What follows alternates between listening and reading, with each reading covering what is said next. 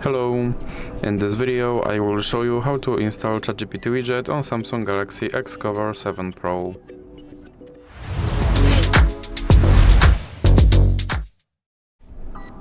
So you have to start by opening your Google Play Store, then click on search bar and type in Wally AI and click search, and then click install.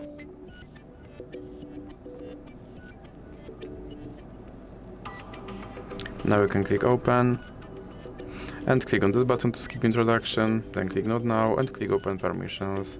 Now click here on AI assistant to allow this app to appear on top, and then you can go back and now click start, and as you can see right here there's my ChatGPT widget, and I can open him and I can tell him to do something.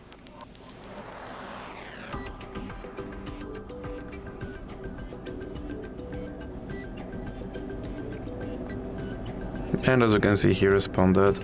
And if you want to remove him from your screen, simply drag him into the X icon in the middle. So that's it for this video. If you liked it, please remember to leave a like and subscribe.